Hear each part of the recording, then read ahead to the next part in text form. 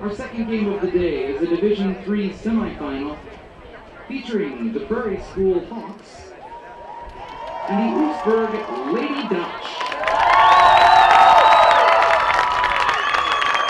Ladies and gentlemen, at this time, let's meet our two teams. First, the non-starters for the Prairie School. Number 1, Bethany Gertag. Number 5, Katie Johnson. Number 12, Allie Mueller. Number 14, Megan Lash. Number 17, Brenna Osicki. Number 18, Abby Fiegel. Introducing the non-starters for Oostburg. Number 3, Brianna Voxel. Number 4, Leah Evers. Number 5, Jenny Groh. Number 6, Samantha Tooney. Number 13, Jenny Hookman. Number 16, Kaylee Lay. Number 19, Samantha Richter. Number 21, Hannah Lipke. Number 22, Katie Bonnet. Number 23, Kaylee Florence. Number 25, Michaela Tennyson. And now let's meet today's starting lineups. First, for the Prairie School Hawks. Freshman midfield number 3, Olivia Garrett-Janis. Senior midfield number 4, Hannah Carpenter. Junior midfield number 6, Kristen Mackey. Freshman forward number 7, Annabelle Ware. Junior midfield number 10, Melissa Rooney. Junior defender number 11, Christina Dudley. Junior defender number 13, Anna Gertag. Junior defender number 15, Megan Mullane. Sophomore defender number 16, Carolyn Rooney. Sophomore forward number 19, Megan Wolf. And starting in goal, sophomore number 2, Becky Hahn.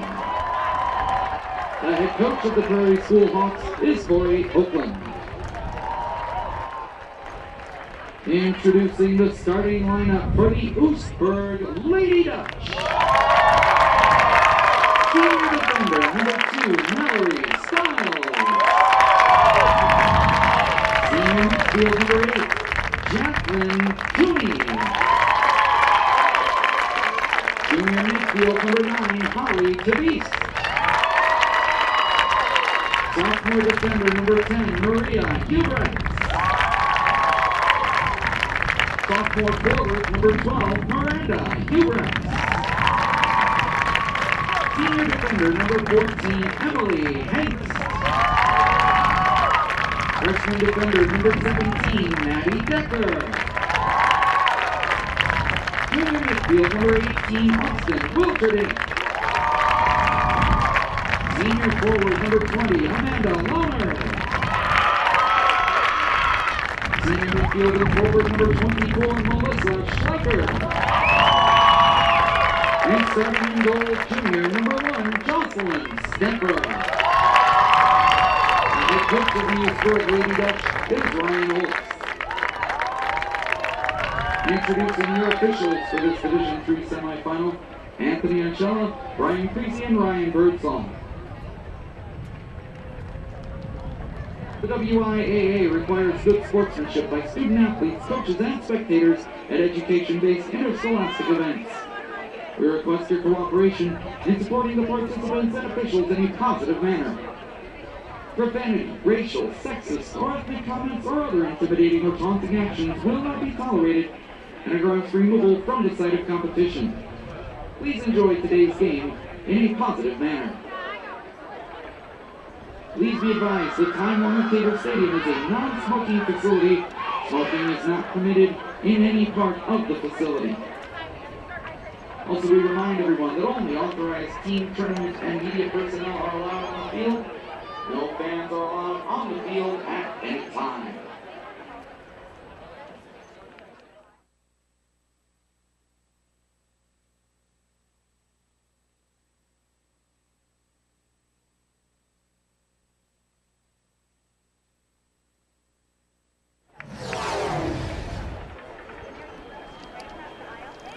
The 38th annual WIAA Girls Soccer State Tournament continues with our second Division III semifinal.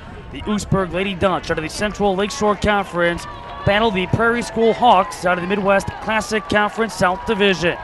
When it moves on to the Division III State Championship game, the battle upset special Lake Country Lutheran University Lake School coming up at 10 a.m. tomorrow.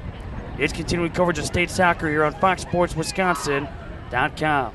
Welcome back to Time Warner Cable Stadium here at the Uihlein Soccer Park in Milwaukee, along with Ozaki High School girls soccer head coach Eric Liebergen. My name is Matt Menzel. Eric has a very unique perspective that he brings to this game because his Warriors, they played Oostburg twice during the course of the regular season, knocked off the Lady Dutch on 2 separate occasions. And his team also saw the Prairie School here in the postseason. What do you expect from this game? I expect to see a game that has high intensity, particularly from Prairie School. They come after the ball very strongly, and they're a very offensive-minded team. Oostburg can counter that with good physical athleticism. They have several players who have been no stranger to state tournament games, be it volleyball, basketball, and now making a strong run into the soccer postseason. You have the Oostburg Lady Dutch in their white jersey, top black shorts. You have the Prairie School in the red and white. Thrown there by Austin Wilterdink. That's sent out of play, trying to hook up with Amanda Launer, a 5'3" senior. But it is Jacqueline Tooney who leads the way offensively with 22 goals, 17 assists. She is their offensive threat along with Miranda Hubricks. Tooney I saw early in the season scouting Oostburg. They were playing Howard's Grove at home. And Tooney took a ball from midfield, out-dribbled the midfield all the way through the defense and slotted home a ball. She knows how to finish, and she brings the intensity that Oostburg needs to thrive on. Now, I know you've been in that situation in the past where you have played a conference foe in the postseason, so playing a team for a third time in one season. What's that like, especially when you've beaten a team twice and you see them for a third time? It's really important that you make sure your team doesn't come out flat, take things for granted, because you know those matchups, though you're comfortable with each other, so is your opponent. And it's just a matter of making sure that your players are geared up. Install maybe a new piece or some new wrinkle so that they have to stay focused in their practices. Certainly think in the postseason Howard's Grove was a favorite to come out of that bracket, or at least against Oostburg, who they had beaten twice during the course of the regular season. But Lady Dutch, a stunning victory by a 3-1 final. That came in a sectional semi before Oostburg would knock off St. Mary's Springs in the sectional final 4-0 to qualify here for their first ever state tournament appearance. And that run set up nicely for Oostburg. I think, like we talked about, the familiarity with Howard's Grove, but also the style of play in that game. It was a game that predictably, you know how Howard's Grove is going to attack you.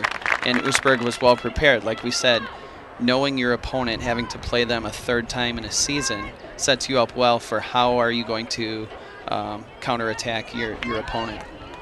Well, Tooney will leave it back. And the ball given a ride, but out of play off of Emily Hinkscleet, the 5'7" senior, moving up from that defensive line. Oostburg coming in with 18 victories, 8 defeats. They've won 12 consecutive games since they lost to your Warriors back on May the 10th, 3-2. Pat on the back to you and the job well done by the Warriors. A third-place finisher in the Central Lakeshore Conference, but right there, a competitive conference. You know, and that's one thing about that league in the last, I'd almost say about 5 years now. You know, it used to be Ozaki and everybody else. Now it's real competitive where you really don't have a big separation from, say, one to the middle of the pack. Yeah, last year we saw really a three-way race for the conference title.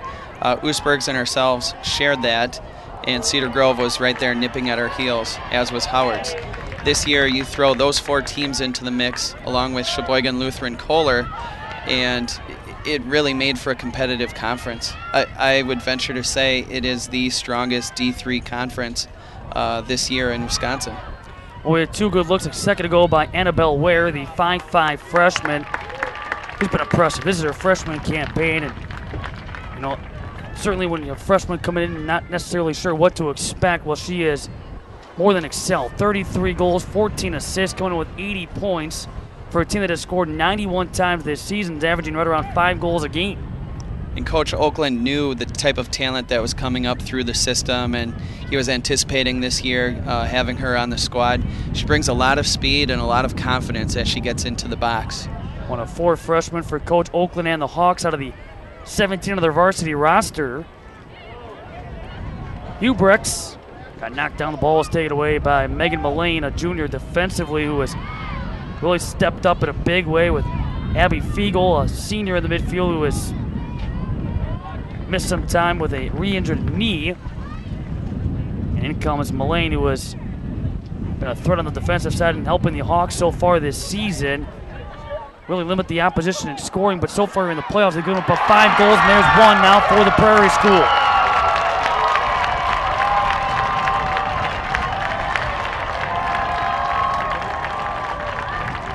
And Megan Wolf along with Kirsten Mackey directly in front. And the Hawks able to strike first in this D3 state semifinal. That's the type of pressure that Prairie will put on you. They'll possess the ball in your attacking third, and they'll just create havoc. There we saw, putting pressure on that defender, trying to come back and support her goalkeeper in the goal, and you're obstructing each other's ability to play the ball out.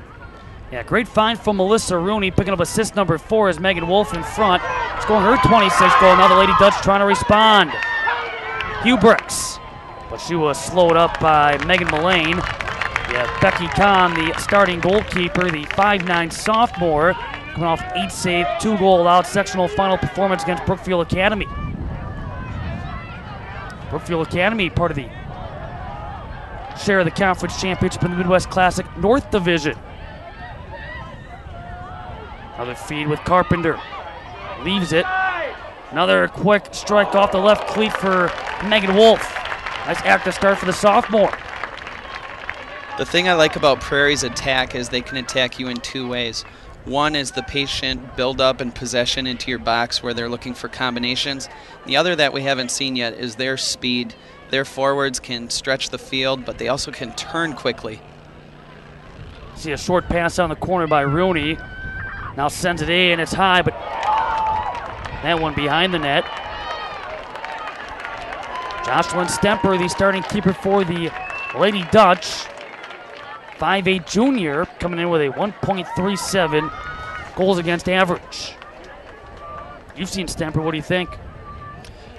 She's not going to get beat, by the easy ball. You're going to have to make that extra pass or slot some passes in. She's a good steady player for Oostburg and is part of their success with this nice run of 12 wins that they've had. The key for her is to just settle down now and make sure she can organize her D and snuff out plays before they're happening. Now from an attack standpoint, do you try to go high? Do you try to go wide? What's kind of your game plan on Stemper? What were you guys able to do to be so effective? We had a little bit of both in our last game. Our game winner was our ability to beat her high, taking a shot from about 20 yards out with that bend. She wants to take a step or two off her line to cut down the angles, and you might have that ability to put one over the top. And again, a 3-2 victory for Ozaki as Uihlein draws the Hawks foul. Coming in the 8th minute with a 1-goal lead for the Prairie School. They're back at state for the 4th time. Here in 2003, again in 2004, and again in 2010. Set up here by Emily Hengst. The bouncer is redirected. Back out it comes toward Austin Wilterdink. And the goal kick coming up for the Prairie School. Yep. Becky Kahn between the posts. She is a newbie, a sophomore, and that was one of the question marks coming into the season was her development. So far, a 0.92 goals against average coming in. Over 1,600 minutes logged. And she's been able to help this team register a total of 8 shutouts, most recently in the regular season finale against Kenosha Christian Life. And for Prairie, the assistant coach, Tony Fabiano, spent a lot of time with the keeper as we played them in our playoff game. you know, I'm scouting across the field during warm-ups, and he has a really nice routine, giving her all the right techniques and high reps. Her ability to get down to the far post is impeccable. We'll talk about some speed and a 2-goal lead for the Prairie School. Olivia Karajanis, the 5'6" freshman midfielder. Karajanis able to put the Hawks in front 2-0.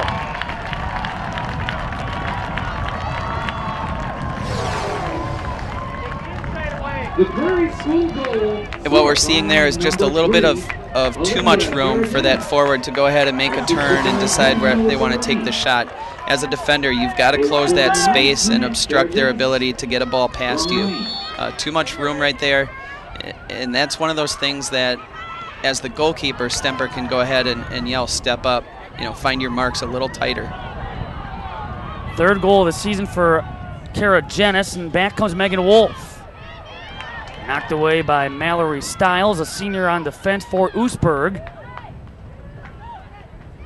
Prairie School coming in ranked number 4 in the final Division III state rankings. Oostburg unranked. And Mackey off the hop. Stemper on the haul in. Her team down a pair. We play here in the 10th minute in this Division III state semifinal. A similar start for Prairie was the case when they played us. They got on the board early, scored 2 quick goals, and for ourselves, we just needed to settle down a little bit. And we found you know, get that first goal, find a way to just close the space a little bit and make yourselves have a chance in that second half. And we were able to battle back 3-2. Wind was a factor that day, but right now Prairie, I think, smells blood. And if they can get a third goal in this game, you know, they're going to be able to just keep the pressure on and start to cruise. Well, here's Anna Gertag on the corner kick, just over the head of Megan Mullane. That's to result in a goal kick for Oostburg. As number 4 seed out of their bracket, against May 10th, they have been they have been unbeatable, but a squad that, from a shutout standpoint, have pretty much shut out every opponent they have faced with the exception of about 3 or 4. 9 shutouts in all this season for the combo of Stemper and that defense. That May 10th game, their turning point.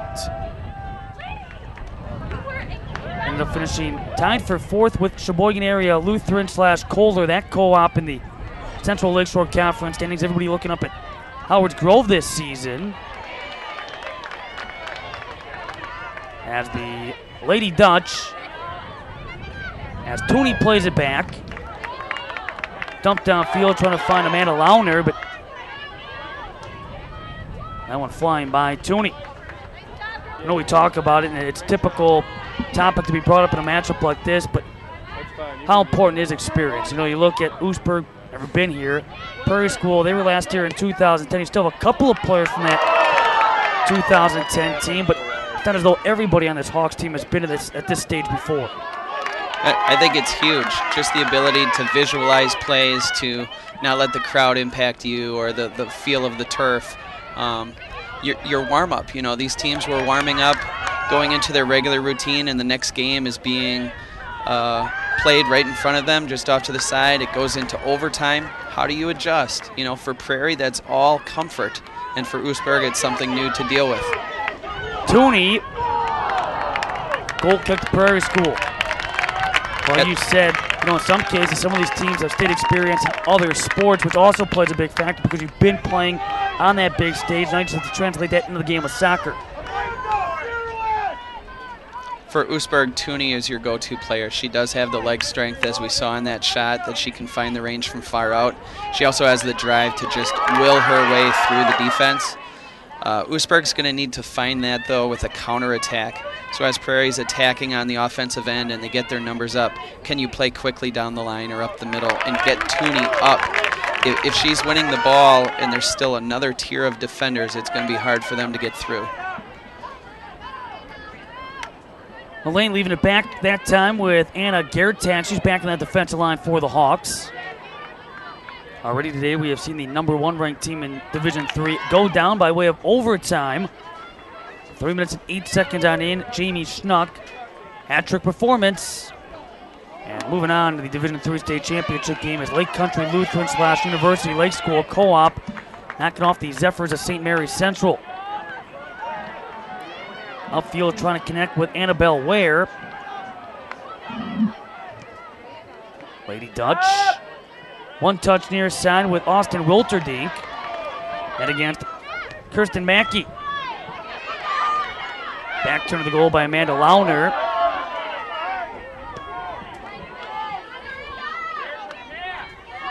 And now with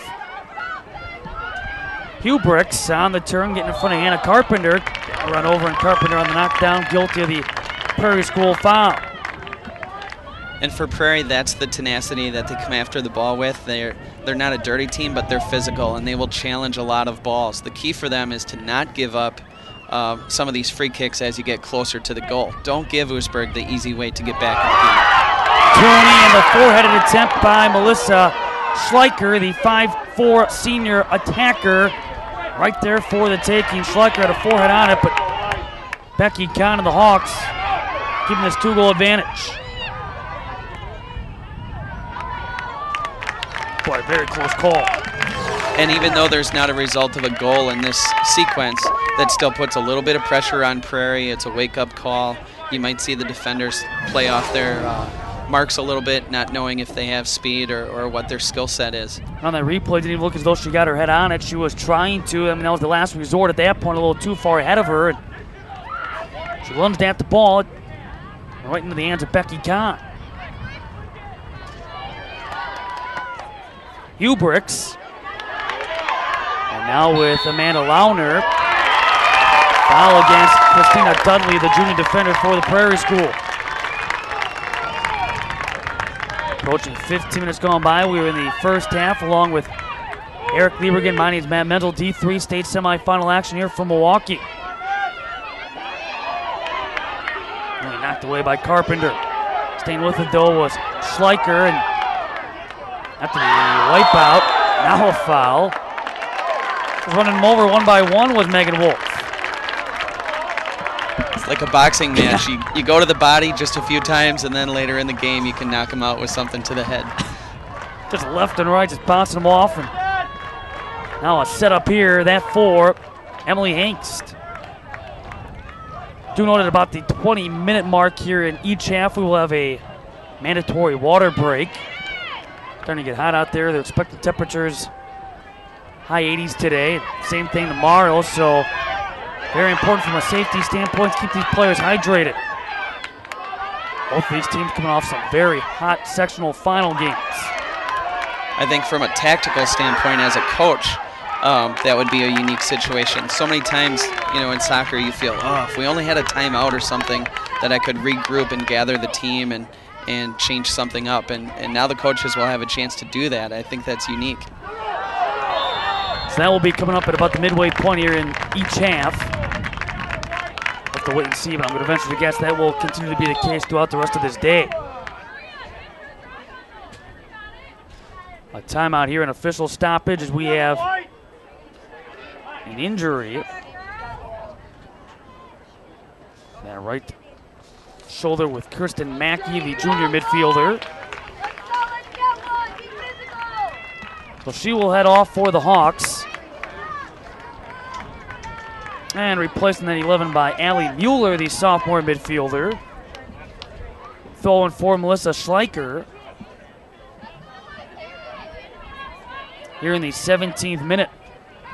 Megan Wolf able to get the scoring. Started assisted by Melissa Rooney before it was Olivia Karagenis on an assist from Melissa Rooney, able to put the Hawks in front 2-0.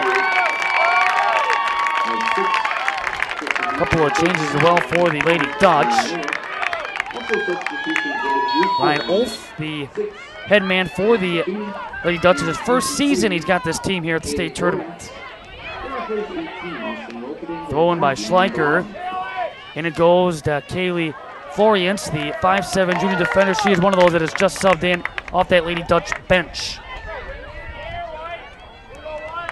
And Sam Tooney also comes in as a forward, giving them just a little more speed. I think she's a nice player off the bench. just has a tenacity for the ball, and she might be able to put pressure on a defender and cause a turnover. Anything like Jacqueline Tooney? I think they're cousins. But as far as their skill levels? Oh, a little bit of a different skill set. Jacqueline has the size and the experience, which comes with age, and Sam's just a little younger and maybe unpredictable. Well, Oostburg, from a upper class status, one of the more experienced teams on the Division III side. They do have 11 out of their 24, though 22 active. They're of upper class status. Emily Hangst looking for the bend. Again, you see the turf playing a factor with the speed of the ball rolling out of play. Lady Dutch will throw it in. Hangst. Hubricks. Hubricks will send it across. That one flying over the head with Samantha Tooney. Left back and dumped downfield by the Hawks, and now some speed on that through ball. Kenny Wolf as the focal point of the Prairie School attack. And they are pointing the direction there of Stemper for a Oostburg goal kick. Prairie does a nice job of, as they put a ball into one of their forwards, the other one is already making her run. She's not reading what her teammate is going to do and waiting to see. So there's sort of an unspoken communication there of movement off the ball and let's play through the defense. Oostburg right now doesn't quite have that. They're not attacking on the far side of the field to find the weaker side of the defense. I think one thing that's certainly going to help the Prairie Schools this game, whereas as a factor in the same situation of 2 goals against a very good Brookfield Academy program in their sectional final. Eventually will build that lead to 5-1. Hang on for a 5-2 W. Megan Wolf able to score a goal in that game. Annabelle Ware able to score twice. Melissa Rooney was able to add a couple. She's got a couple of assists on this day. Sometimes playing with the lead, especially that 2-goal lead, can be an obstacle. But for the Prairie School, they have again been there, done that numerous times already this season. But an oddity for this team to be held anything less than at least a couple of goals.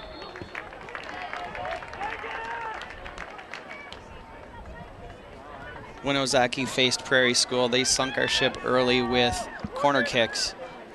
They flighted some nice balls, but more than that, they had players crashing into the box, and we had difficulty trying to clear that ball.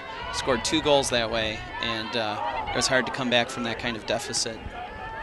Well, it's hard, too, in a game like this, where if you're Oostburg, you have that extra bounce in your step. Here you are on the biggest stage for high school soccer. You finally have qualified for the state tournament, and all kinds of energy and possibilities going through your mind as the game gets underway, and then quickly you're down 2 goals.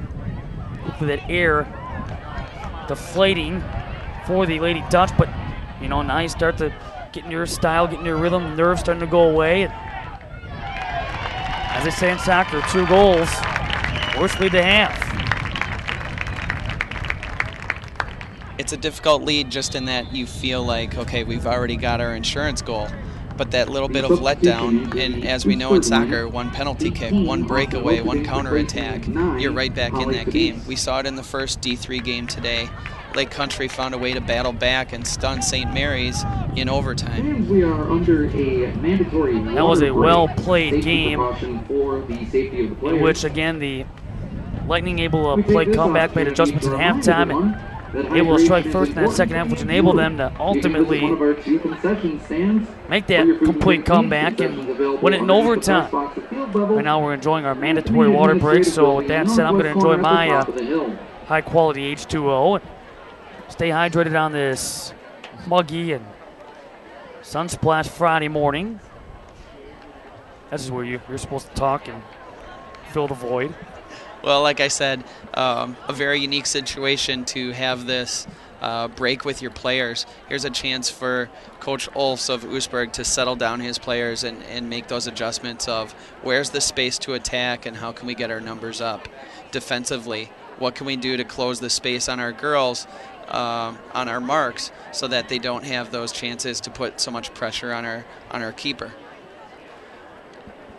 And for Prairie School, just the exact opposite. Like you said, the 2-goal lead, nothing scarier than that because your players start to get a comfort level about them, and that's the last thing you want to have happen in a state tournament. So he's going to find something to get fiery about, challenge his players maybe in possession or shots, and if nothing else, rotate some legs in there to say, hey, you're going in for 5 minutes. I want to see you elevate the play of our team right now. Let's make a difference. Prairie School, a possession-based offense. Back out there in their red and white. They have Oostburg. Some calling this a Cinderella team among the Division III field with their run to state, which included Velders as a opponent in victory over in that regional semifinal. 4-0, beat New Holstein 2-1 in the regional final. As I mentioned, stunning Howard's Grove 3-1 in the sectional semis before taking care of St. Mary's Springs 4-0 in the sectional final, in which Miranda Hubrechts will lead the way with a goal and a couple of assists. I think what's real admirable for the Lady Dutch is they started their season with 1 win and 3 losses, and 2 of those losses came in conference. And you have a new coach, so the players might even be questioning what system are we running and what's the coach doing, and to just be able to stick together as a team and fight through that storm and battle back is a testament to the program. We're going to see that coming up in our next game too. You have a Notre Dame Academy squad that, same thing, got off to a horrendous start. Very young team. Well, they have the same head coach who's been there for some time. Here's Annabelle Ware looking at a third, and she will. Annabelle Ware, the 5'5" freshman, giving the Hawks a 3-goal advantage. And certainly not playing like a freshman. It's the end of the season, and she had that confidence and poise coming into the season. Notice her ability to turn on the defender and to slot the pass, to find that wide space on the far post. Beautiful goal. Her 34th. Nice cut in from behind, getting around Emily Hengst. And a great cut, but what the defender can do there is try to squat low a little bit and use your upper body to get a sense of when that forward's turning. All right, so now what if you're Oostburg down 3 goals? Certainly when you're down 2, like we talked about, you get that 1, and all of a sudden you got that momentum and extra bounce in your step, and at this point I guess you start chipping away, but you talk about after that water break coming back out there, and the Hawks able to take advantage with Annabelle Ware making it a 3-goal advantage. I like that reaction because I'm basing that on the fact you haven't been in this situation very often. Yeah, so we were down 0-3 to Prairie in our regional final, and I decided, at halftime, what can we say to the girls? What can we do for an adjustment? We did move some of our better ball handlers out of the defense into the attack.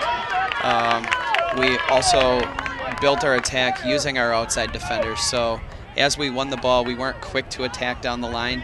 We instead started to bring an extra body out wide and essentially had that extra player unmarked. Saw Miranda Hubrecht send it across in front.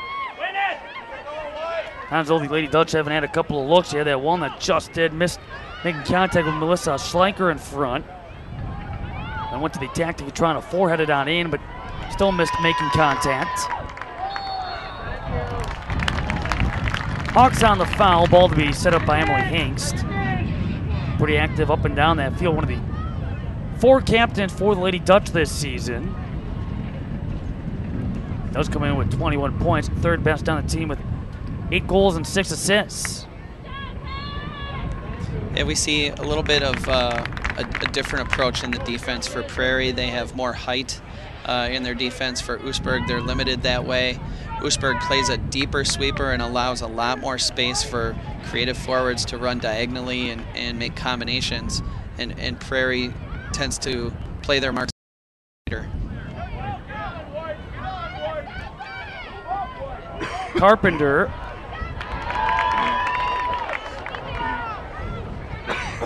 On the turn now by Samantha Tooney.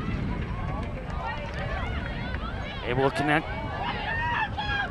And now with Wilterdink, take it away. The Hawks looking upfield, leaving it back on the outside.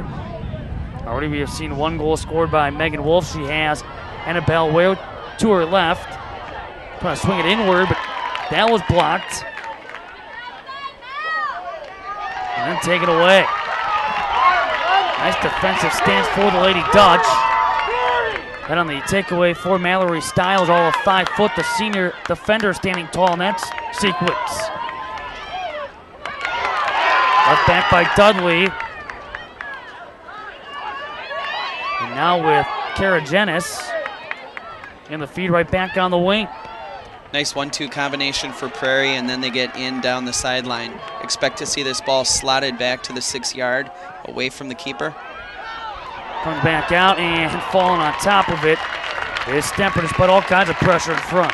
And that's one of the most dangerous balls you can serve because the keeper has to be protecting near post, but yet at the same time, if you can put a ball just outside the 6, that starts to limit them in the range of, am I able to get this ball before my opponent? One of those opponents being Annabelle Ware. Here's Megan Wolf. Goes out. Changes being made on both sides. For Wolf right there, that might be the cause of the turf. You know, the ball just has a little bit of extra speed. You think you can get to it, and you can't quite do it. How often do you guys play on turf this season? We did not have a game on turf this season. I do like this turf, though. It's so true in terms of its level play, the bounce of the ball. You don't get an unpredictable bounce.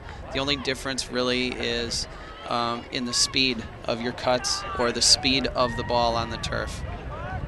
Yeah, no doubt it's an adjustment, especially when you factor a team like we just saw in our first D3 semifinal, the Lake Country Lutheran University Lake School Lightning, who tend to succeed with short passes on their attack and having to make adjustments because, as you mentioned, it is a truer surface. You're not going to get that redirected ball off a random pebble that's on the grass or whatever the case may be, or depending on the length of that grass.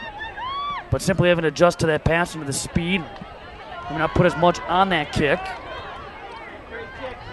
But the Lightning were able to make that adjustment by the second half and can able to win it within the first 3 minutes, 8 seconds in overtime. Throwing here for Wilterdink. 27th minute. Megan Wolf. Oh, it's sent away by Hengst.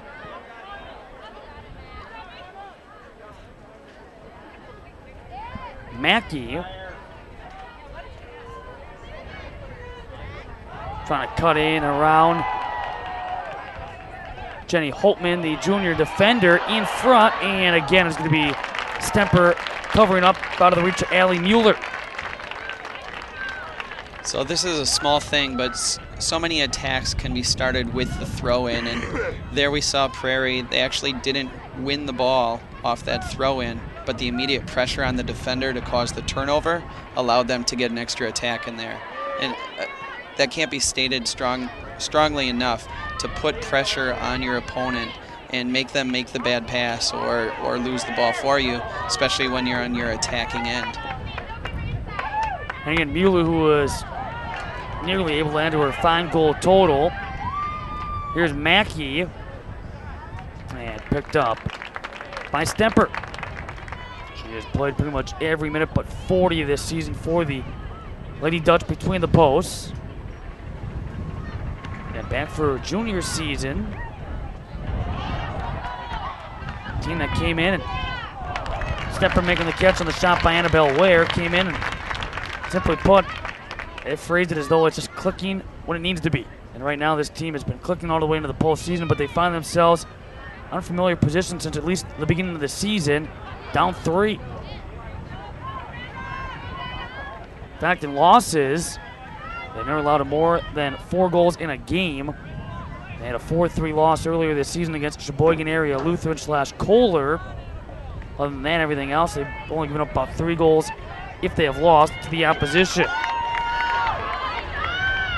And speaking of that Sheboygan area Lutheran team, that's a team that plays counterattack ball, wide open field, and they use speed in their offensive attack. So to see Lutheran get 4 goals in a situation like that, you have a similar situation here with Prairie. Their forwards are fast enough, and they have the ability to cut with the ball and keep it. Hubrecht was fouled by Megan Mullane. Only just outside that box. As Hubrecht needs a minute. And this is going to be a unique free kick in that it's shorter than a corner kick, but the angle to score directly pretty much isn't there unless you have someone who can bend the ball. Tooney coming right out to catch it is Kahn. Boy, she has really put in the work, has stepped up in a big way for the Hawks. Just imagine though, coming in there as a sophomore and knowing the rich tradition of this program. You had talked about working with the assistant. Here is Annabelle Ware into the arms of Stemper, but to come in there as a sophomore and realizing what this team has been able to accomplish over the last about half a decade, a little more than half a decade, and all of a sudden putting it together and putting her team in a position with that defense to be right back to your first time since 2010 when that program lost in double overtime against New Holstein after beating St. Mary's Central in the semifinal. That was a runner-up finish season in 2010. I had a similar situation this year for Ozaki. Our starting goalkeeper broke her finger. Oddly enough, it was against Oostburg, and that ended her season. We thought she might be available for us in the playoffs, and she wasn't. So what did? We had to develop a sophomore goalkeeper, stepped up big time for us, and sacrificed her time on the field as a field player, but she was doing what was best for the team. Well, you bring up a great point, because what some may not realize is at Division III level, because of the enrollment being what it is, and sometimes, in some cases, depth an issue, not every team has a backup goalkeeper.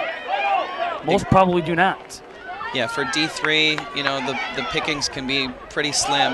That size of a school, you're asking your players to go out for 2 or 3 sports. It's hard to specialize just in one sport. And, for schools that have softball, track, and soccer in the spring for girls, your roster size is going to be limited.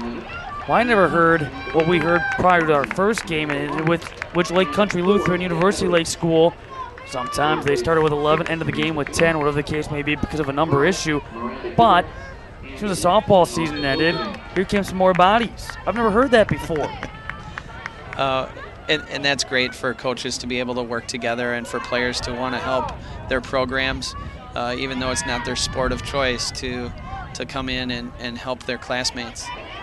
Well, that's just it. Some of them have never even been on a soccer field before, but at that point, you need bodies, and on days like this, it helps to have about 3 or 4 at least players on that bench that can possibly give others breathers.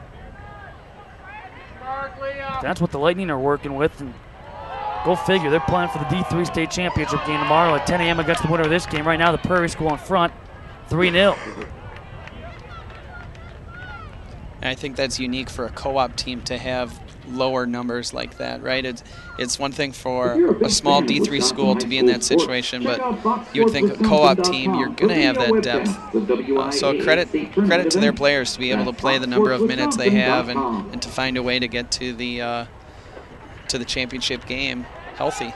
Yeah, it's been fighting throughout the season with the numbers issue, but also against the opposition, and they found themselves having won 12 out of their last 13 going into that championship game after finishing tied for first at Brookfield Academy atop the Midwest Classic Conference North Division. Maybe an all Midwest Classic battle in D3, North against South. Sent out of play by Melissa Rooney.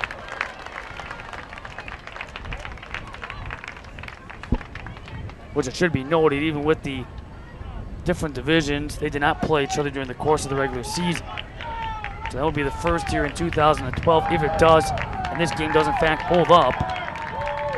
Still 47 minutes or so remaining though in this D3 semifinal.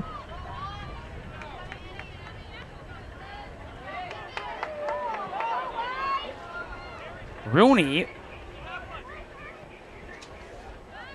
And right there is Jocelyn Stemper. How about from a non-conference standpoint? You look, both these rosters, the Prairie School, they have a little more flexibility when it comes to a non-conference slate because they only play everybody in their conference on one occasion, so you get about 6 conference games on in. Oostburg, you have 14 conference games. Where does that leave you as far as non-conference goes? Yeah, it's tough. So in our conference, we do see everyone twice, and that limits our ability to get to see some of these other schools. I know at Ozaki we're making a very strong effort next year to make sure that we can get to the Brookfield Academy tournament and see some teams that are going to be in our sectional to help with the seeding process. Also to schedule a non-conference D1 or D2 school to give you strength of schedule abilities as well. You still play us. Here's a look for the Hawks. You still playing that tournament where we play 3 games in 1 day up in Sheboygan? We opted out of that in favor of the Brookfield Academy tournament. What we ended up finding out was we'd go up to the tournament in Sheboygan, and Cedar Grove was there, Random Lake was there, Sheboygan Christian was there, and you know we don't want to play our conference opponents a 3rd time, and so we are looking for some newer schools. So a mini mid-season Central Lakeshore Conference showdown. Right. Well, back out it comes here with Dudley, and now Rooney off the backside with Megan Wolf. Up and over, Christina Dudley. Dudley coming in this season. Only 1 goal, 1 assist, 3 points, but a nice look there here in this 36th minute. And that's the comfort of a 3-goal lead, that you can go ahead and take a shot like that once in a while and not get yelled at by your bench of, you know, we got to find a better shot than that. Mix it up a little bit. It gives you that freedom and confidence to try. Now the goal kick.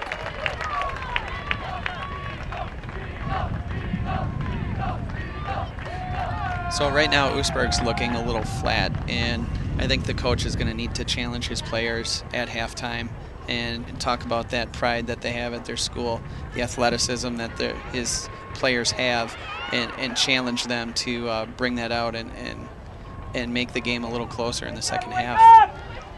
Here in the playoffs, they'd only allowed 2 goals in their first 4 games. Already getting up 3 here in the first half with Megan Wolf getting the scoring started. Before it was Kara Jenis in the 9th minute, and Annabelle Ware adding goal number 3, her 34th on the season. As the Hawks have now scored on 94 occasions this year and average almost 5 goals a game.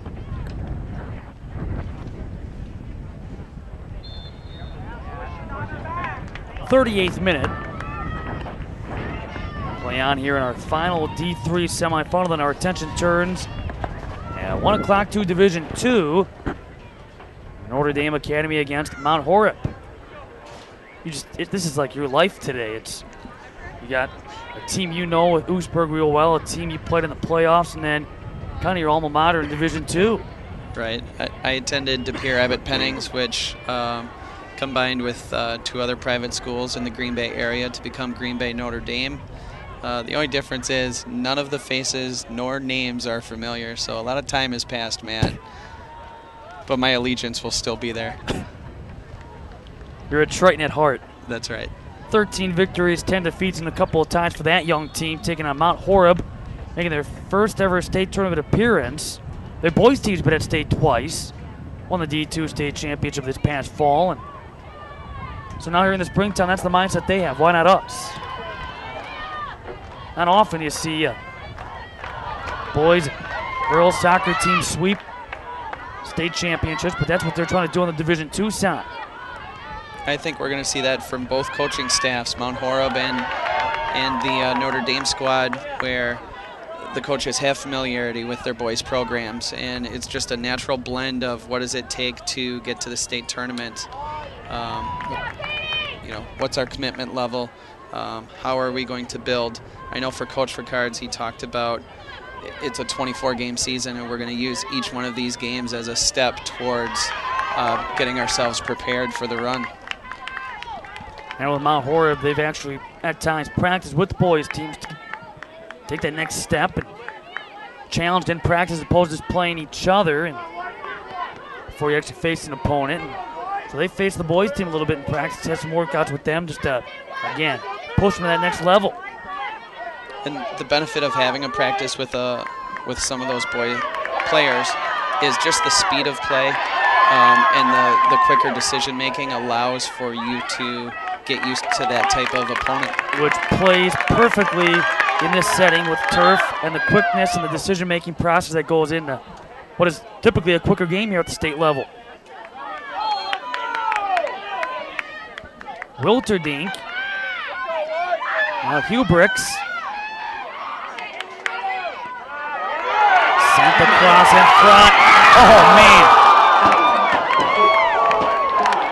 So close to being on the scoreboard, but Oostburg will go into halftime down 3-0 against the Prairie School in the Division III state semifinal. Golden opportunity in front. One more look at it on the feed from Hubricks. And just a failed opportunity for Jacqueline Tooney, just wide left. Dragged off that left cleat here after 40 minutes of play. Stay tuned, the second half is next. You're watching continuing coverage of the 30th annual WIAA Girls Soccer State Tournament on Fox Sports Wisconsin. Also on the hill, we have stands for Kona Ice and Kettle Corn.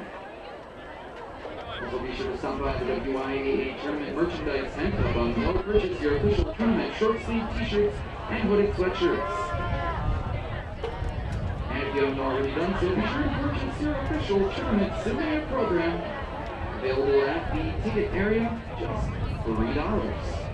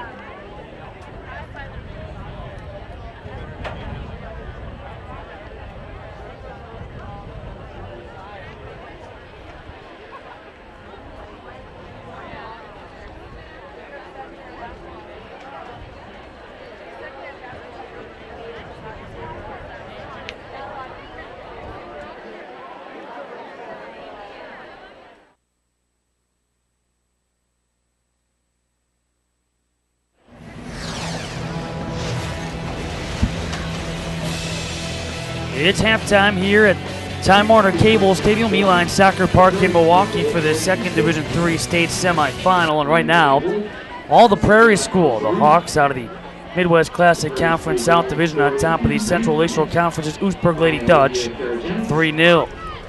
Recapping the scoring in that first half, it was Megan Wolf off a great feed here from Melissa Rooney. It was sent across and right in front right there. Wolf able to send it in after Jocelyn Stepper came out, and the Hawks in front 1-0.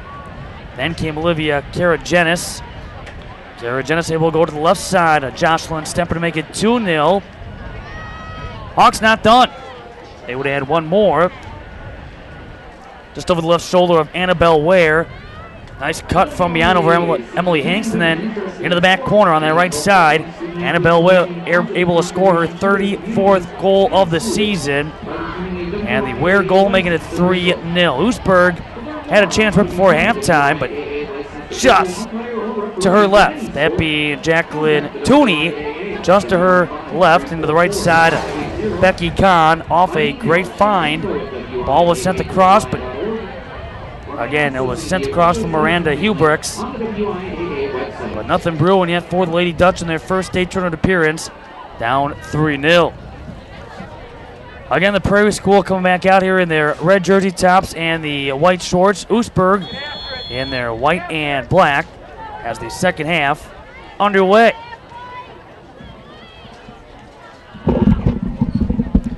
On the feed there from Melissa Schleicher. Across midfield goes Samantha Tooney.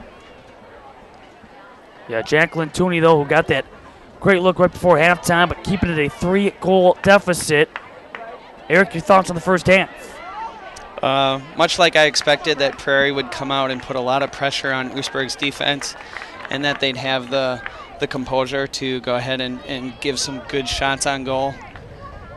Oostburg, again, we need to see somewhere in this second half their ability to get numbers up, to try and attack a little differently, especially to find Tooney in the box. We talked about that in the first half, and she gave them their best look just before the break.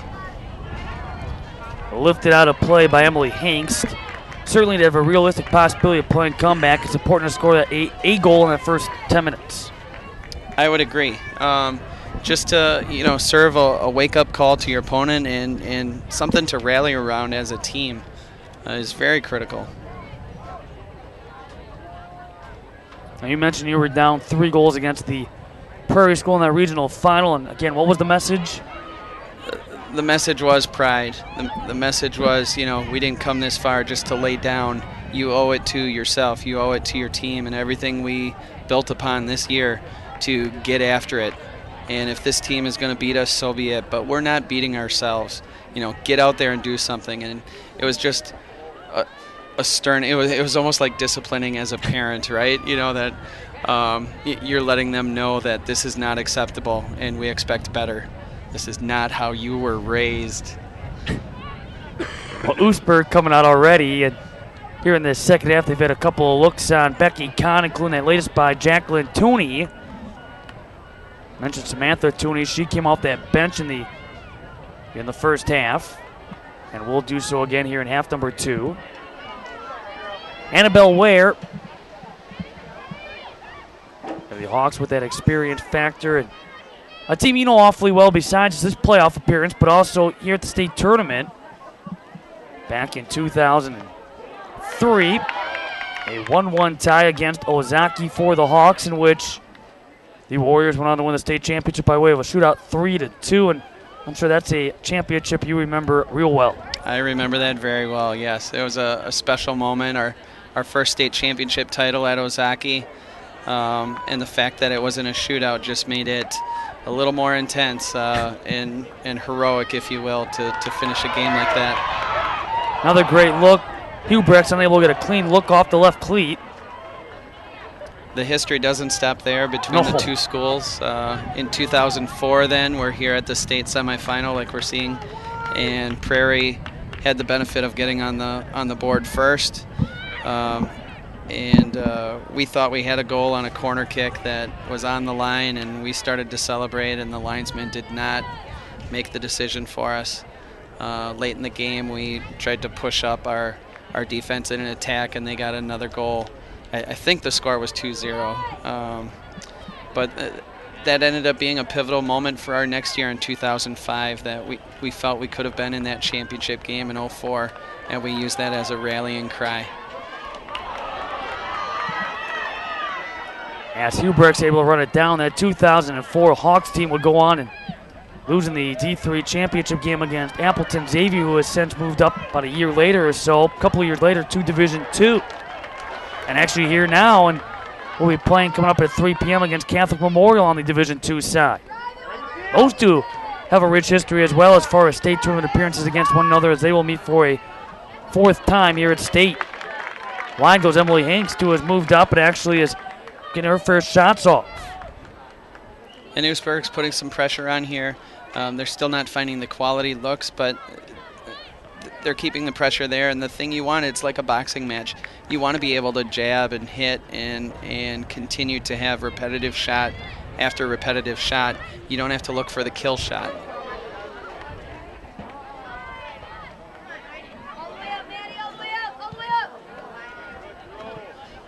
Now it's headed out by Megan Wolf. And now the Lady Dutch throwing over the right shoulder of Melissa Schleicher. Battling against Melissa Rooney. Rooney's got a couple of assists in the game. And after she scored 2 times in the team's 5-2 victory against Brookfield Academy.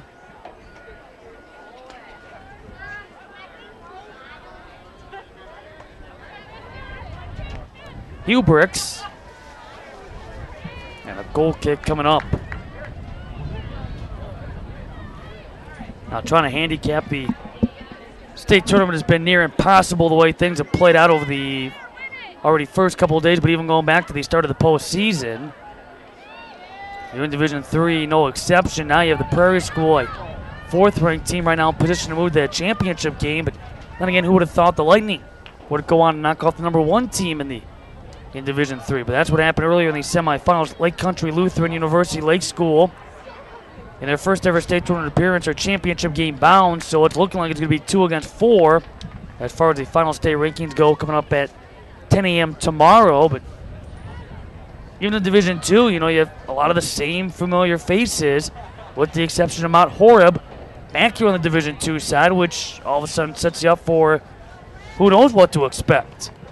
Well, and we did talk about experience of coaching staff and experience of players coming back, and that's something to be said for these programs. You're going to see the same coaches over and over again finding a way to get their teams here, and you're going to see the schools that as they come to watch their older brothers or sisters make the state tournament, that becomes a dream of theirs, and it inspires them to work hard through their adolescent years. Now, did you notice a big difference between that first state tournament appearance and the ones thereafter? The first one, we had so many jitters and it being new for our program.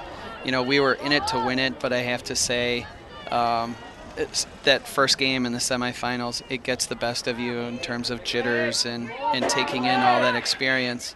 I felt we settled down in our championship game, having that first game out of our system. But in years to follow, it was like night and day. You know, players just seemed a little more composed. Even those who weren't on the squad in 2003, they sort of trusted in the coaching staff. They trusted in their older teammates that they knew what they were doing and we could just play our game. It helps too. It's a close-knit group. So many of these teams that have succeeded here and that are here and maybe surprising many, and that's one thing they contribute their success to is how close of a team they truly are. See that with Notre Dame. You know, it's a team that was so young, but growing together throughout the course of the season, they made great strides since day one. Hubricks. And another throwing for the Lady Dutch with Miranda. And it goes to Emily Hengst.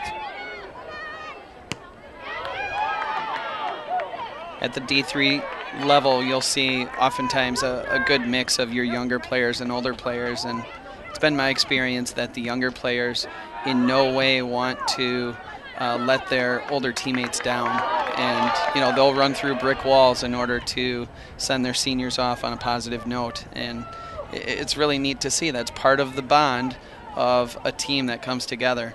For me, that's what makes coaching special, is to see you're part of the glue or the unifying force of bringing friendships, relationships, and that dedication together. Ball headed back out here in the 49th minute. I guess the real question I need to ask you is if you guys still bring your own sound system to away games. We didn't bring our sound system. We still have that same strong sound system. We didn't bring it this year. I'll have you know it is iPod compatible now. Ooh. So, yeah. High tech. That's right. And that was part of our swagger that happened in that season. You're talking back in 2005, 2006.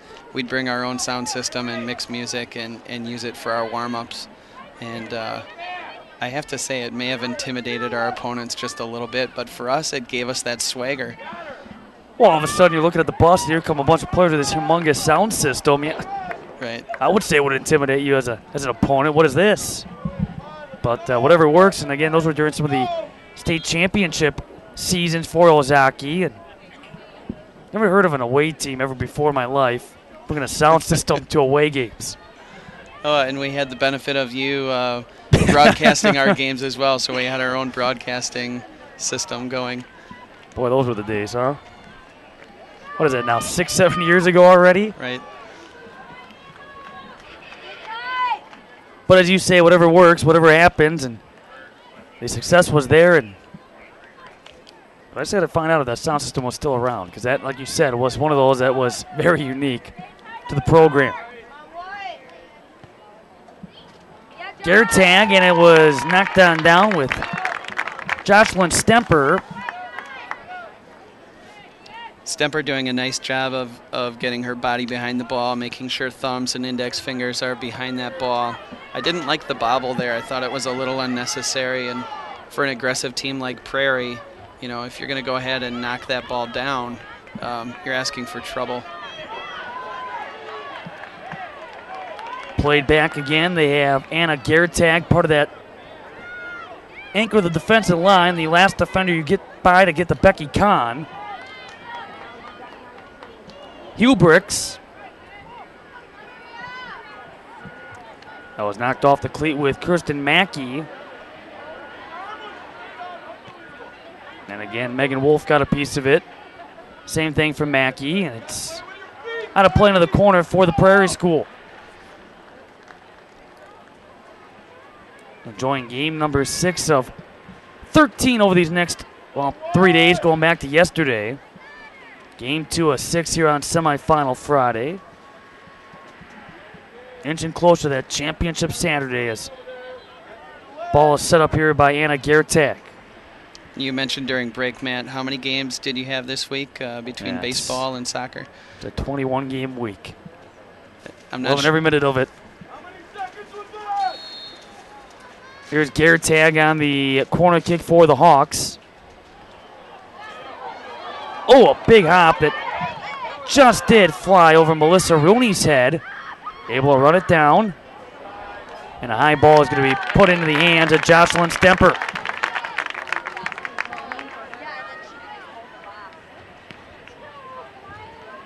Now you were talking, though, when we were talking in that first half, and you talk about long days, marathons, whatever.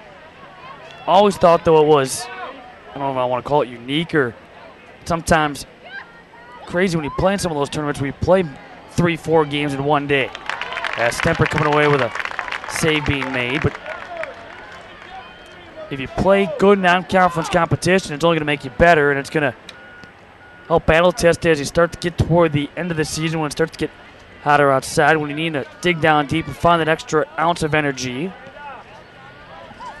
The thing I like about tournaments is you only know who your first opponent will be going into that day, and for you to get a sense of your next opponent and sort of be able to read the game and learn what your opponent's doing in game 2 or game 3 is part of the education process for your players. That's the question I have, I guess, for you as a coach. Because we've seen so many matchups, and we will continue to see a number of matchups today where the other team probably doesn't know a whole heck of a lot about their opponent. Simply put, they're seeing them for the first time, or in some cases there isn't a lot of publications, articles written about the team, so you're really going into it somewhat blindfolded. I know the typical coach's line is, hey, we got to go out there and take care of what we do, take care of our business. From a coaching standpoint, as the game is going on, what are you watching for from the opposition? What kind of adjustments are you looking to make? Looking for just about every aspect that you can of the game. Where does the keeper play? Does she play on her line? Does she come out and challenge balls a lot? What type of shots should we be taking? In the defense, do they have a girl who's a little slower, a little shorter? How do you want to attack? The other team, do they attack with speed? Do they build up their attack? You know, you're looking for all of those things. And then lastly, on set pieces, your corner kicks and free kicks. Do they try to bend balls? Do they play the far post? Out swingers, in swingers? Do they play the short corner? Anything that can give your team the ability to snuff out problems before they occur is valuable. How quickly can you pick up on those things? I would say 15, 20 minutes of a game, you're going to see a lot of those pieces that you're looking for. I always like to try to point out the goal scorer of our opponent too, who does a lot of their shooting. So it just gives your central defenders and your goalkeeper a little bit more insight as to what's the danger situation. Throwing here for Schleicher, the senior midfielder. Melissa Schleicher, who is one of the 5 seniors for the Lady Dutch. And building on that point about the value of being in a tournament in your season, also typically those tournaments you're playing shorter halves, 25-minute halves, and the pressure is on to keep the shutout, and the pressure is on to find a way to score the goal, and that's what we're seeing here is Oostburg under pressure, trying to find a way to get on the board in a short period of time. Well, throwing now for the Prairie School Hawks, who have a 3-goal lead. And now as far as the pressure goes, you're looking at about, right now, 24 minutes if you're Oostburg.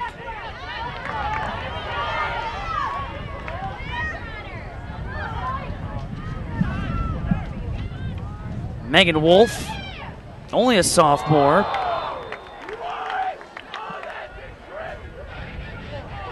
And so following the foul against the Hawks, back up, moving around is Jacqueline Tooney, but getting back downfield is Kaylee Florians, the junior defender.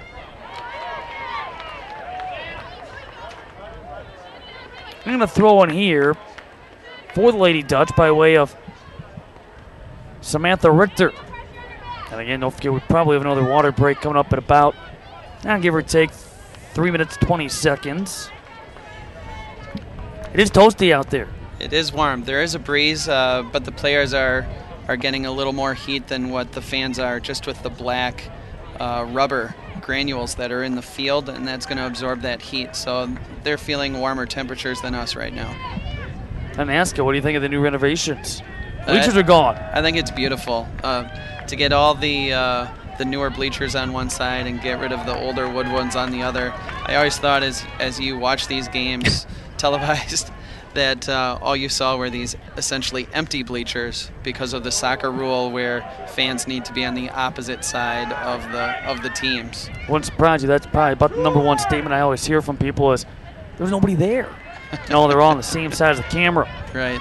And sometimes the last row of the bleachers, we'd have fans standing obstructing the view of the camera. So the field looks beautiful, and the bleachers are a great addition to it. Well, a throw in here for Florians. Now the frustration I have with Oostburg is in a throw-in like that, I'd like to see one of their outside defenders taking that throw. Give yourself that extra midfielder as a target for your throws, and if you win possession off the throw-in, now you can build combination.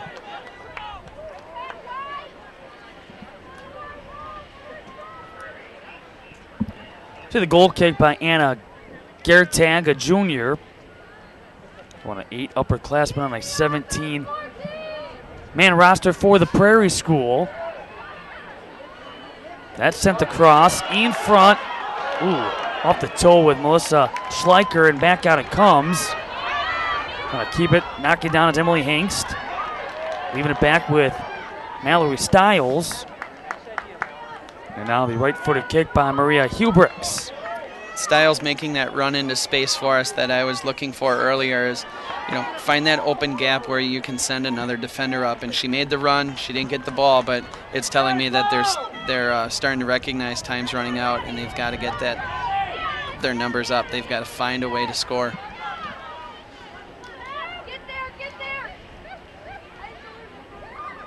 Through ball by Megan Wolf. Trying to connect again with Melissa Rooney. Those two connected for the first goal, but it was Rooney on the assist, Wolf on the goal. Very dangerous pass for Prairie. I really liked the speed of that, and slotting that through the defenders gives you a great opportunity. We saw early in this match Oostburg's defender and keeper banging into each other, and those are the types of problems you're going to cause when you're putting well-paced balls into the box. Mullane. Oncoming is Samantha Richter. So let's send it out back to the Prairie School, looking to advance to that championship game again as we have a substitution here in the 60th minute. We're trying to get back into that championship game for the third time. Abby Fiegel replacing 10 Melissa Rooney. Into the Oostburg lineup. Should say for a fourth time. They've been a runner-up all 3 previous state tournament appearances after that loss to the Warriors back in 2003 by virtue of a shootout. They most recently lost in overtime, double overtime against New Holstein here in 2010. They were absolutely stunned in that game in which they dominated, but New Holstein found a way to tie the game up and win it in the second OT. Going wide left, Jacqueline Tooney. Substitution into the Oostburg lineup for Leah Ebers, replacing 18 Austin Wilterding. And now, the water break. So both teams will make their way over to the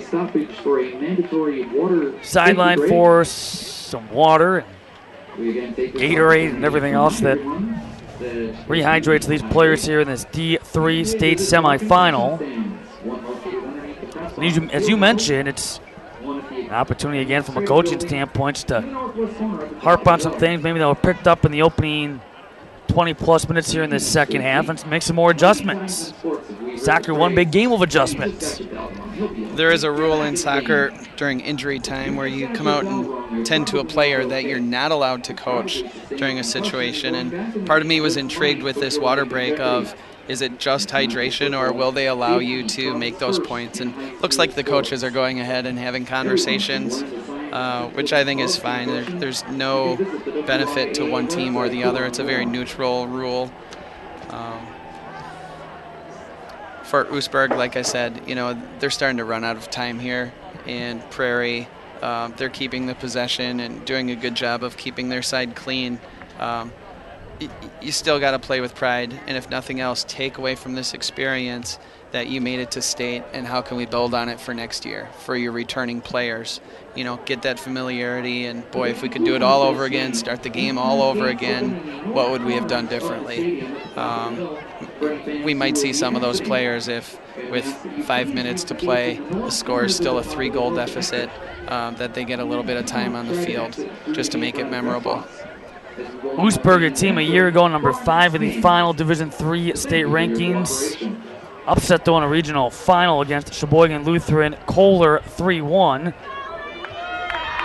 They'd go on to lose against New Holstein, who would get to the D3 championship game.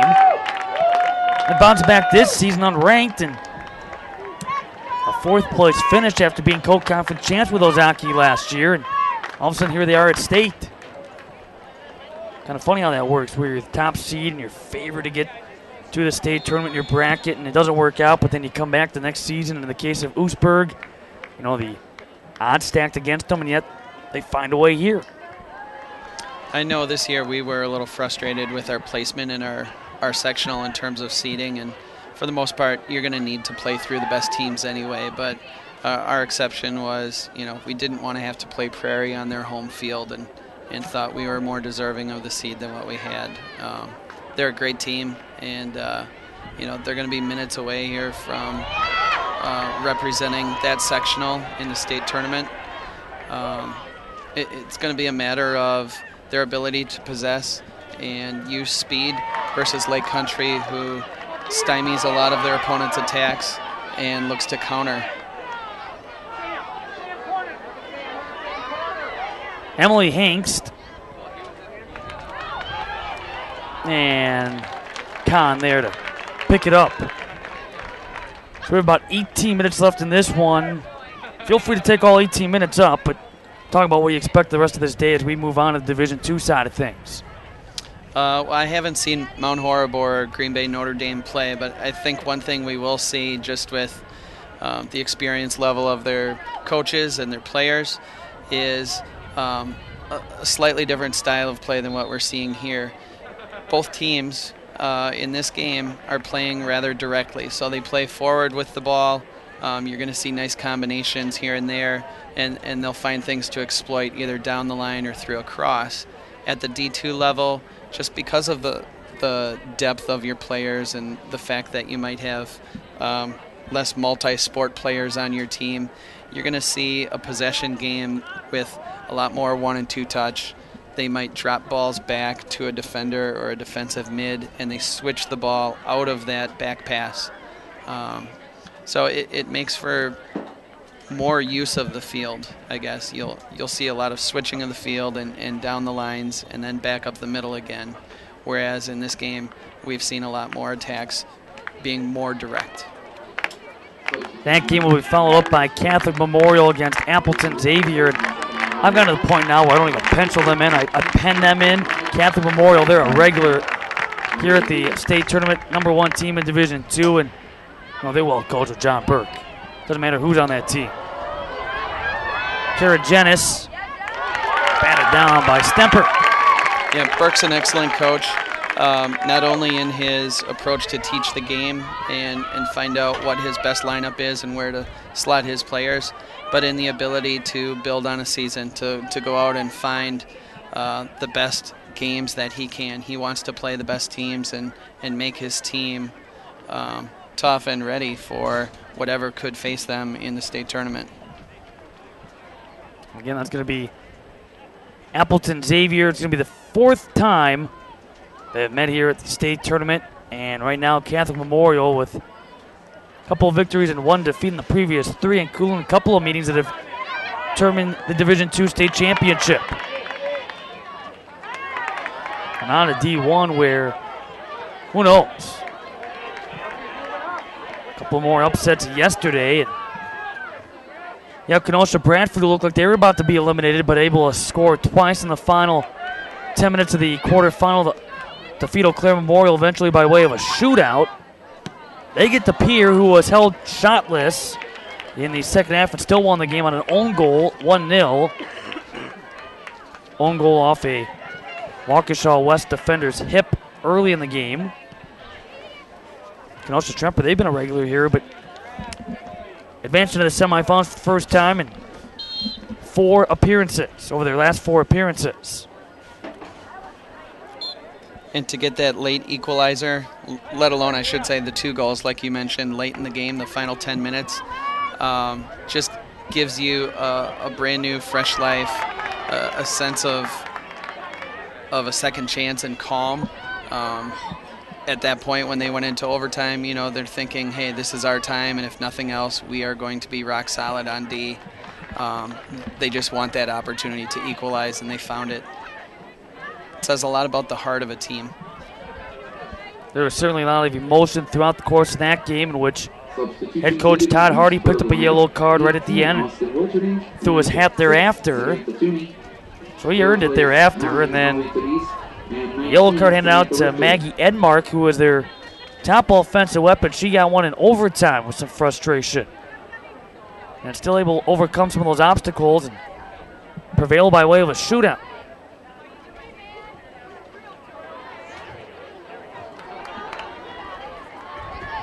Hubricks, and Oostburg is on the scoreboard.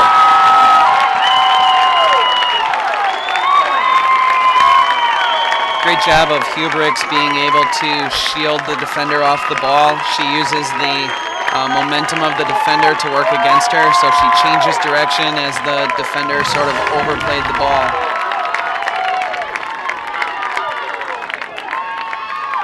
We see the tail end of that, but she also does a nice job of shielding the defender off, using some of her back and a bit of her arm, and going far post is where you need to put that ball. As Hubricks registers her 18th goal this season, she now has 2 over the last 2 games. And so Oostburg will not be shut out for the 5th time this season. They haven't been shut out now over the last 19 games.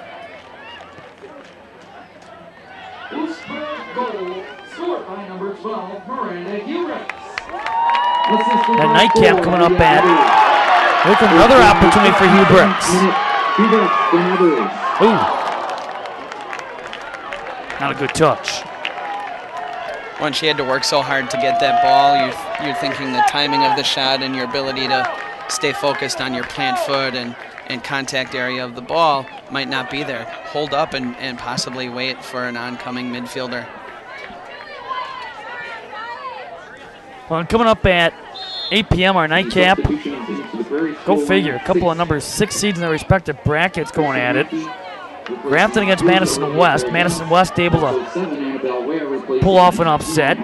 Doing so by scoring 1 goal on only 1 shot the entire game, and able to hold off DSHA coming out of that real good Greater Metro Conference.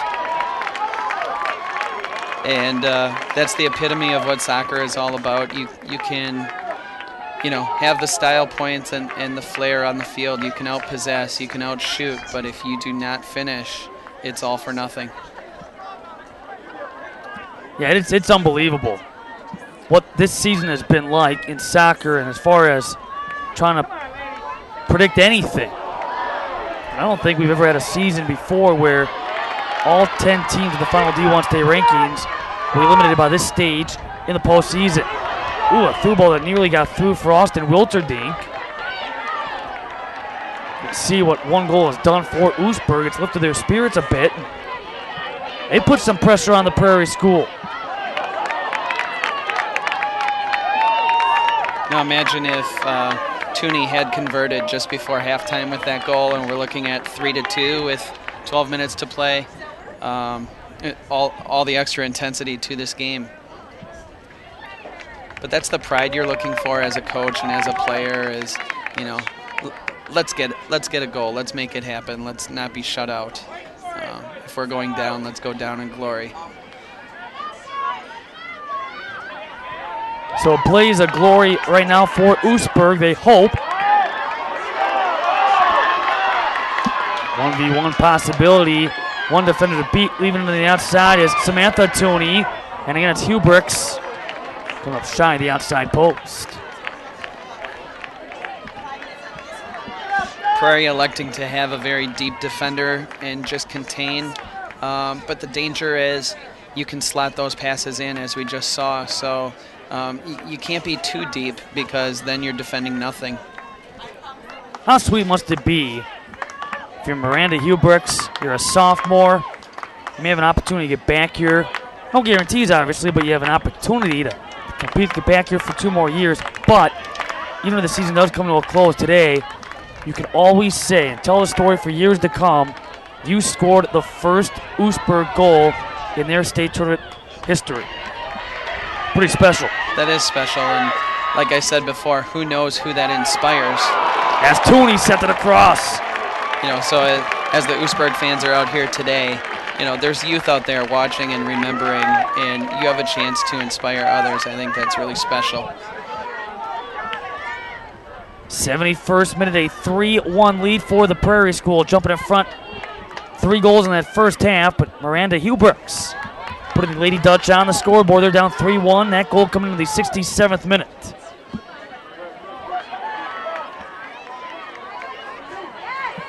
Another chance again up top. They've been trying to get Jacqueline Tooney more and more involved. That time with Austin Wilterdink and Becky Kahn. Fucks right back, knockdown down, and Tooney on the handball. We talked about the play and the ability to maybe inspire some of the youth to the program. I'm seeing the residuals of that, particularly this year. Katie Bars, a junior, will be a senior for us in 13. You know, so when she watched her older sister Kayla and Ozaki's strong runs in 2004, 2005, 2006, that certainly inspired Katie, and now here she is inspiring others. In our regional final against Prairie, their assistant coach actually offered Katie a scholarship. And a tapper of a goal for Annabelle Ware, her second of the game. There's that pressure inside the box, and then just the poise to pass the ball low. It doesn't have to be a blasted shot. It just needs to be on net and away from keeper. And that's going to seal the game. It sort of comes from a counterattack as Oostburg is trying to get their numbers up, and now their defense is a little bit out of sorts. The Prairie School goal scored by number 7. Right place, right time, left-footed strike for Annabelle Ware, her 35th goal of the season. And there's the cross right to the 6-yard box, like we mentioned earlier in the game. Those are hard balls for the keeper to come out and win. And it's right on that limit of, do I stay on my line or do I come out and try to win it? And the result is a goal. So as I finished up with the Katie Bars story, the assistant coach, Tony Fabiano, his son coaches at Wisconsin Parkside, and he was really impressed with some of Katie's skill set, but also the heart that she showed in our game. She played with a groin pull, found a way to score goals, could not be dispossessed in terms of her dribble in that game. And so real special opportunity for her to, through the years, come and be a fan of the program, and now here she is being the heart of our program. Do you ever go to the closet and bring out the VHS tapes, the I guess now DVDs of some of those old state tournament games? I do have them, Matt. The trouble is, do I have a VCR to play them? Trying to add another was Melissa Rooney. You thought I was going with that Vince Lombardi outfit. You know, I can't quite seem to shake the Vince Lombardi story. Even my father-in-law brings it up on almost a yearly basis. I enjoy the Packers and have no shame in dressing up like Lombardi. If it's an important Packer game, it has to be done. It has to be? Well, I mean, someone's got to be the spirit of Vince.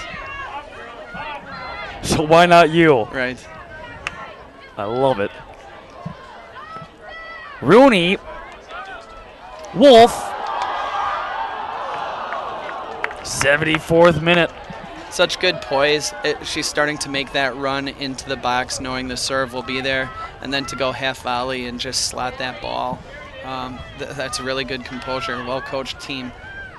Of course, you will be with me throughout the day on Championship Saturday, as we will now see in the Division III championship game. We have obviously the Prairie School now with this 4-1 advantage, but also another newbie to the field, the Lake Country Lutheran University Lake School Co-op, 10 a.m. for that Division III championship.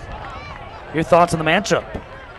I mean, you were here, I know, for the tail end of that first one, and now here watching what the Prairie School has been able to do. Yeah, I saw the tail end of the Lake Country Lutheran match, and I think Prairie's offense is going to be the story of tomorrow's game. And then Lake Country's ability to sort of hold firm and wait for your chances to score. As we're seeing in this game, Prairie can dominate much of the game, and yet there's going to be opportunities to get your counterattacks on them. And can Lake Country finish those chances? That's what we'll look for. Launer trying to finish. And one of the team's 4 goals in that sectional final against St. Mary's Springs. And a corner kick now here for Jacqueline Tooney. Under 5.5 to go. For several years, this was Oostburg's strong point. It seemed like every player on their team was 5'10" to 6 foot. And that's only a slight exaggeration because it's a very tall community. And so if they could serve those balls up, that was a very big advantage for them. Always intimidated when you get Oostburg in volleyball or basketball with that size in front. Some great outside hitters on their state volleyball team this past fall.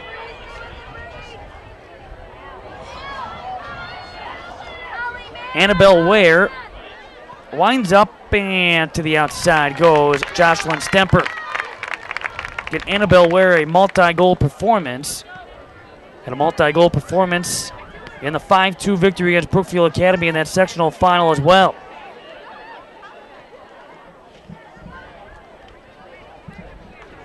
Game 2 of 6. Our 13-plus hour marathon coverage of state soccer on FoxSportsWisconsin.com will continue at approximately 1 o'clock with a Division II semi. That Division II semifinal featuring Notre Dame against Mount Horeb.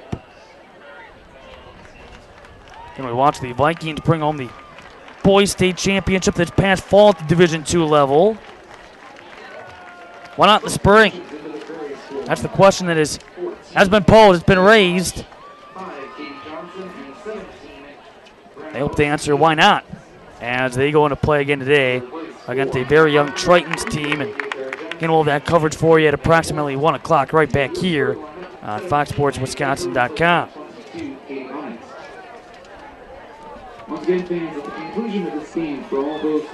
I'm always intrigued here at the state tournament as you see teams warming up and fans filling the stands. Their t-shirt designs and those themes or phrases that they put on the shirt. I saw for Prairie, 1 goal, 1 team, 1 something else, and the Packer fan in me thinks Charles Woodson just before their Super Bowl run. But, you know, who comes up with those phrases? That's what I'd like to know. I'm always impressed how quickly those t-shirts are printed off. And you win your sectional final, next day they're passing them out of school.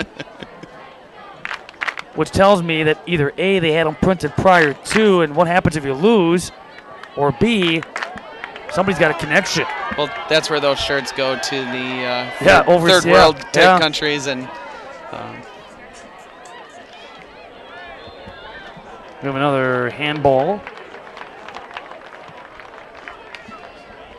Sometimes, in the case of yesterday, we had a couple of teams that had shirts that had nothing to do with their school colors. They just looked nice.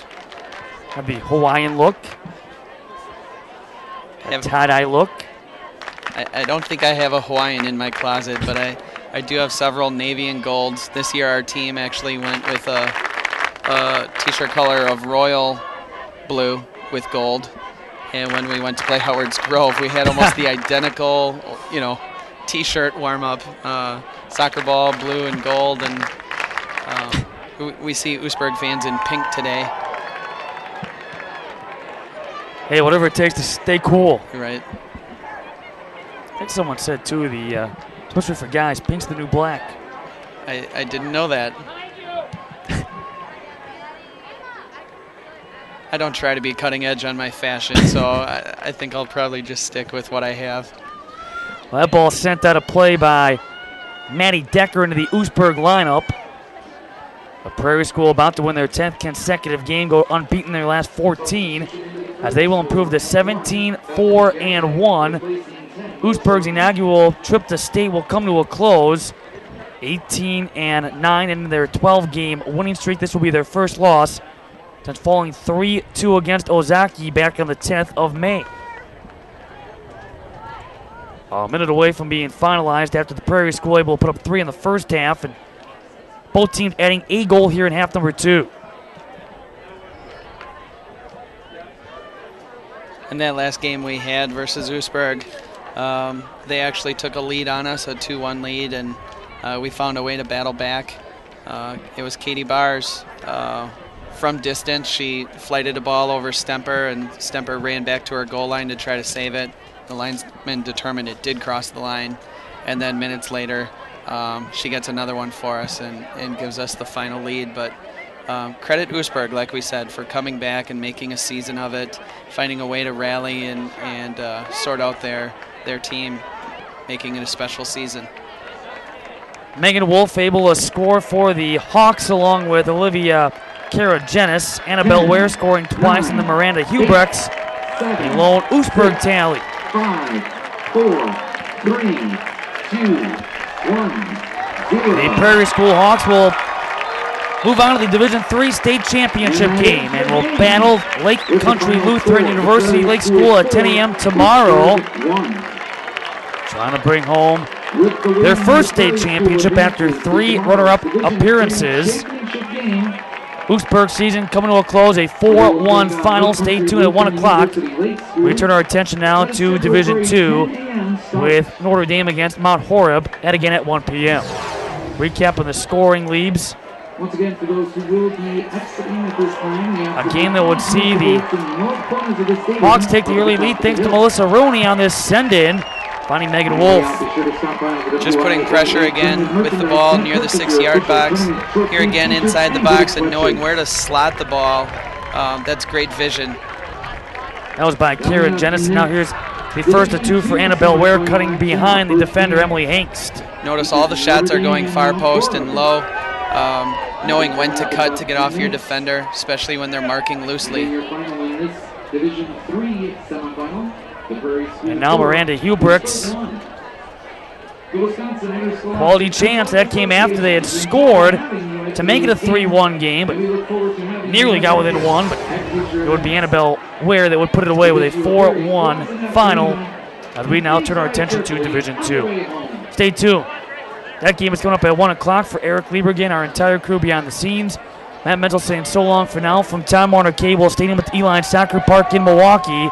You're watching continuing coverage of the 38th annual WIAA Girls Soccer State Tournament on Fox Sports Wisconsin.